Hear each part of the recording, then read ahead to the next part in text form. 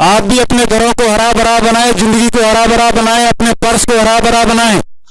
Yes और नहीं? Mic दे दूं क्या? तो एक बार दिल खोल के जोरदार तालियों के बीच mister Mukesh ji Kothari, first crorepati RCM business and US president, आपकी जोरदार तालियों के बीच वेलकम इन जयपुर सर।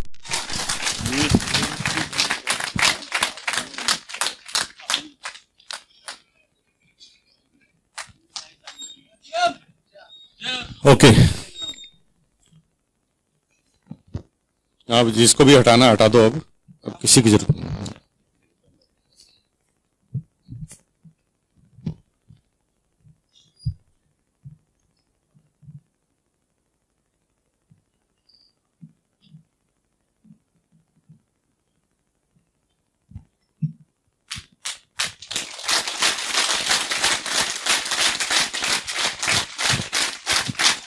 धन्यवाद।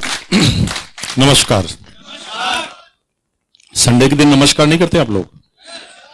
नहीं, कभी छुट्टी होती ना नमस्कार की भी। नमस्कार। कैसे हैं आप लोग?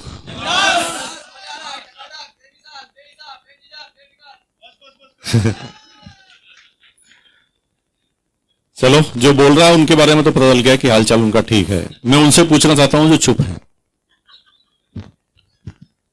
क्या मानना चाहिए मुझे? जो चुपचाप है उनको, मतलब अगर कुछ बोल नहीं रहे तो मुझे क्या समझना चाहिए? हालचाल ठीक है कि खराब है, क्या समझना चाहिए?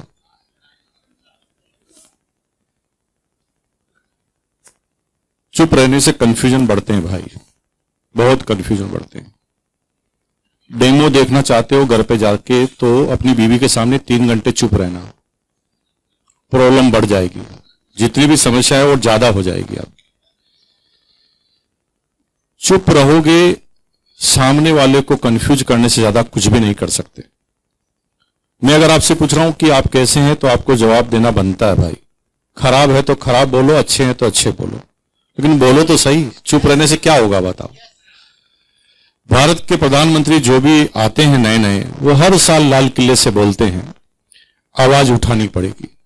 चुप रहने से काम चलने वाला नहीं है। चाहे वोट के माध्यम से आवाज उठाओ, चाहे जवान के माध्यम से आवाज उठाओ, चुप रहने से आपकी किसी भी समस्या का हल नहीं है। सब लोग आपको शंका की निगाह से देखोगे अगर आप चुप रहोगे तो। एक पुलिस वाला भी जब आपको गलत इल्जाम में पकड़ लेगा ना, तो आपसे पूछेगा कल जो चोरी हुई थी आपने की थी, आप चुप रहना, पता क्या होगा? वो आपको ही उठा के ले जाएगा। चुप नहीं रहना, बोलना, जो भी अपने अंदर है उसको कम्युनिकेट करना। समस्याएं हजारों हैं, आई नो वेरी वेल। हर साल कोई ना कोई प्रधानमंत्री, सभी बोलते हैं ना कि हालचाल खराब है, मुझे पता है, लेकिन मैं ठीक कर दूंगा, मुझे 12 साल जिताओ तो सही। क्योंकि उसे भी पता है कि हालचाल में ठीक कर नहीं पाऊंगा, 10 साल से ज्यादा कोई टिकता ही नहीं। भारी भारी विद्वान आए, उन्होंने भी गाने ऐसे बनाए जो कंफ्यूजन और बढ़ा देते हैं। हम होंगे कामयाब, हम होंगे कामयाब एक दिन। ये भैया जो माइक वाले को तो बिठाना जरूरी है भैया यहां पर, क्योंकि मान सिंह जी, मैं आपको बता दूं कि इन 18 सालों के इतिहास में एक भी मेरा फंक्शन ऐसा नहीं हुआ जहां पर माइक खराब नहीं हुआ। सिंगल। हेलो, और मजे की बात है, धन्यवाद। हाँ, नहीं ऐसा कभी हुआ ही नहीं है। अगर यहां नहीं हो रहा तो आश्चर्य की बात नहीं है। और मुझे ऐसा लगता है कि जब तक माइक खराब रहेगा तब तक ये बिजनेस धूम मचाता रहेगा। तो माइक खराब होने में भी खुश हो जाओ। थोड़ा वॉल्यूम डाउन करो भाई, थोड़ा सा वॉल्यूम चेक करो, थोड़ा डाउन करो, थोड़ा सा। Hello, thank you. तो कंफ्यूजन वाले कि हम होंगे कामयाब एक दिन, उसको भी पता नहीं था कितनी तारीख को होंगे, और गाने वाले को भी पता नहीं था, सुनने वाले को भी पता नहीं। सब लोग काम पे लगे हैं, लेकिन कामयाबी कब मिलने वाली है, जीवन कब स्वतंत्र होने वाला है, हमें पता नहीं। इतना घूर के मुझे देखने की जरूरत नहीं, मुझे भी पता नहीं है। मैं कैसे बता सकता हूं आपके बारे में, है ना? मुझे तो मेरे बारे में पता है, वो मैं बता सकता हूं। और ये भी जानता हूं कि हालचाल ठीक तभी होगा जब आप मुस्कुराएंगे। आपकी इस तरह की शकल थोबड़ा बिगाड़ के रखोगे ना तो पड़ोसी भी दूर भाग जाएंगे, और मेरी भाई आपकी बीवी भी आपसे परेशान हो जाएगी अगर इस तरह से उदास रहोगे तो। इसलिए हालचाल खराब है, लेकिन मुस्कुराओगे ठीक होगा। कोशिश करो, हंसना नहीं, हंसने की बात नहीं कर रहा हूं, मुस्कुराने की, है ना। मुस्कुराने में आपको यह करना है कि बिना आवाज निकाले सामने वाले को महसूस कराना है कि आज मैं कितना प्रसन्न हूं। और अगर आपने ऐसा कर दिया ना तो तेज गति से लोग बाग आपकी तरफ खींचे चले आएंगे। अंग्रेजी की एक कहावत है, to attract people to have to be attractive. अगर आप चाहते हैं कि अट्रैक्टिव लोग आपके नजदीक आए तो सबसे पहले अट्रैक्टिव आपको बनना पड़ेगा। अट्रैक्टिव का मतलब यह नहीं कि मैं आपको कोई ब्यूटी पार्लर में जाने की सलाह दे रहा हूं। आप सिर्फ अपने सिंपल से प्यारे से चेहरे पर एक मुस्कुराहट लाइए, क्योंकि जब आप किसी ट्रेन में या बस में बैठे होते हैं और आपको यह पूछना होता है कि यह स्टेशन कब आएगा, तो आप हमेशा ऐसे ही आदमी से पूछते हैं, ऐसे ही आदमी का चयन करते हैं जो सबकी तरफ देखकर मुस्कुरा रहा होता है। कभी भी आप ऐसे आदमी का चयन नहीं करते जिसने सिर पे पट्टा बांधा हुआ है, रो रहा है, अपने सिर को पटक रहा है। आप उससे पूछोगे? आप कैसे चयन करोगे? To attract people to have to be attractive. अगर आप चाहते हैं कि सब आपकी तरफ अट्रैक्ट हो तो आपके चेहरे से सबसे पहले होंगे, यानी शोरूम को सबसे पहले आपको ठीक करना है। अगर आपने ये शोरूम ठीक कर दिया, हजारों समस्याएं आने से पहले ही भाग जाएगी। और अगर ऐसे ही रखोगे समस्याएं सारी आएगी, कोई रुकेगी नहीं। एयर होस्टेस की ट्रेनिंग 2 साल की होती है मेरे भाई। जब आप स्टार एयरलाइंस में जाते हैं तो 2 साल की ट्रेनिंग के बाद आपको एयर होस्टेस की डिग्री मिलती है। और आपको आश्चर्य है, 2 साल में से 1 साल पायलट और एयर होस्टेस को एक बात सिखाई जाती है, सिर्फ एक बात, कि हर परिस्थिति में मुस्कुराना कैसे है। उनको कहा जाता है कि जिस दिन तुमने मुस्कुराना बंद कर दिया, ये 500 के 500 आदमी खत्म हो जाएंगे, हार्ट अटैक आ जाएगा उनको।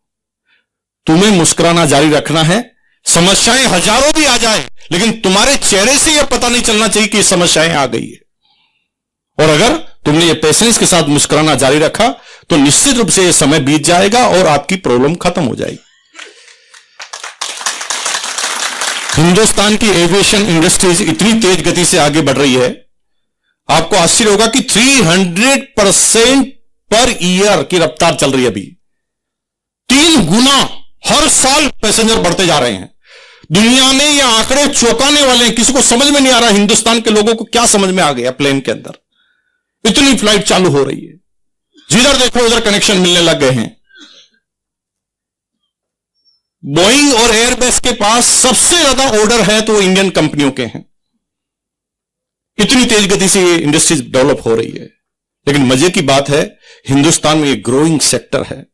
और जब भी प्लेन उड़ता है किसी भी नई जगह से, तो 30% ऐसे आदमी होते हैं जो जिंदगी में पहली बार प्लेन में बैठ रहे होते हैं। 30% आदमी पहली बार बैठे होते हैं। भाई जब हम पहली बार प्लेन में बैठते हैं तो हम थोड़ी जानकारी लेकर जाते हैं, है ना? और मन में थोड़े कंफ्यूजन होते हैं कि सारा कार में बैठता और एक्सीडेंट होता तो टांग ही टूटती, और अगर इसका हुआ कुछ तो इतिहास गवाह है कि एक भी नहीं बचता, सिंगल। तो जब भी कोई आदमी पहली बार बैठता है तो बड़ा डरते डरते बैठता है। उसे लगता है यार कुछ गड़बड़ ना हो जाए मेरे साथ, कभी न कभी तो गड़बड़ होती है, कहीं मेरा नंबर ना आ जाए। तो बड़ा डरते डरते वो हर चीज को बारीकी से देखता है, कभी बाहर देखता है, कभी आगे देखता है, देखता है कि सब लोग हिल डुल रहे हैं कि नहीं डुल रहे हैं, कुछ गड़बड़ तो नहीं हो रहा। और जब प्लेन रनवे पे आता है, जब रनवे पर आता है, जब वो अपनी रफ्तार पकड़ता है, तब तक आदमी अपनी चेयर को कस के पकड़कर देखता है कि कहीं ये न फिसल जाए अभी। और जैसे तैसे प्लेन एकदम रनवे से उड़ जाता है। लेकिन 3 किलोमीटर की ऊंचाई तक हवाओं का दबाव रहता है, और उन हवाओं के दबाव से जब तक प्लेन निकल नहीं जाता बाहर, तब तक प्लेन स्थिर नहीं होता। प्लेन वाइब्रेट करता है हवाओं से टकराकर। हवाएं जब उनके विपरीत होती है तो प्लेन धड़ धड़ आवाजें करता है और तेज तेज हिलता है। जब प्लेन तेज तेज ऐसे हिलता है तो नया आदमी समझ जाता है कि शायद आज ही मेरी किस्मत खराब है, ये प्लेन अब जाएगा ही जाएगा, कोई रोक नहीं सकता इस प्लेन को।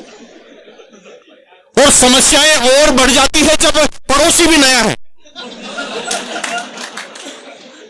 दोनों एक दूसरे की शक्ल देखते हैं, दोनों गर्दन हिलाते हैं और समस्याएं बढ़ जाती है। शायद उसमें से एक मुस्कुराने वाला होता तो समस्या नहीं बढ़ती।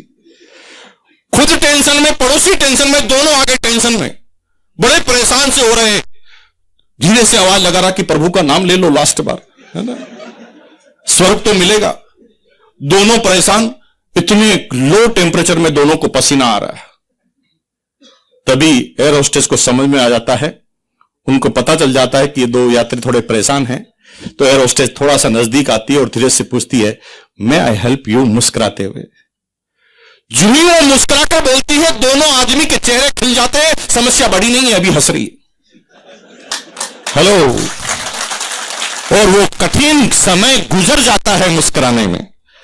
और कुछ समय बाद जब 3 किलोमीटर के दायरे से फ्लाइट बाहर निकलती है, उसके बाद तो वो 900 किलोमीटर प्रति घंटा की रफ्तार पकड़ लेती है और जर्क तक नहीं आता, हिलती तक नहीं, पता ही नहीं चलता कि ये फ्लाइट चल रही, प्लेन चल रहा है कि नहीं चल रहा। इसलिए मेरे भाई, मैं ये सब बातें बाद में बताऊंगा। थोड़ा जीवन में एक बात सीख जाओ, मुस्कुराना। हर हाल में समस्याएं हैं, सबको अलग अलग है। सबको लगता है कि मेरी ही सबसे बड़ी है, लेकिन जीवन में ऐसा कोई है ही नहीं जिसको समस्याएं नहीं हो। और अगर समस्या को खत्म करना चाहते हो, मुकेश कोठारी के पास तरीका है। एक झटके में आपकी सारी समस्या खत्म कर सकता है, एक झटके में। क्या करना है? 10वें माले पे जाओ, कूद जाओ, अभी की अभी समस्याएं खत्म। और ये चैलेंज सारे इसलिए हैं क्योंकि हम जिंदा हैं। अगर जिंदा ही नहीं रहते तो समस्या रहती। तो भगवान से, अल्लाह ताला से, परवरदिगार से बार बार प्रार्थना करो, शुक्रगुजार करो कि हे भगवान, तूने मुझे समस्या लायक समझा है, कि मैं, तुझे पता है कि मैं समस्याओं को झेल सकता हूं, तभी तो जिंदा रखा है, नहीं तो मार देता। हेलो। आती रहेगी, जाती रहेगी, जीवन निकलना चाहिए, है ना। हमारे हाथ में जो हो सकता है हम करेंगे, और उसके बाद जो होना है होता रहेगा। हमें टेंशन लेने की जरूरत नहीं है। बोलो, मुस्कुराओ, थोड़ा हाथ खड़ा करो, दोनों हाथ खड़ा करो और एक बार ताली बजाओ। बात करते हैं ना, बहुत सी बात करते हैं आपसे। धन्यवाद।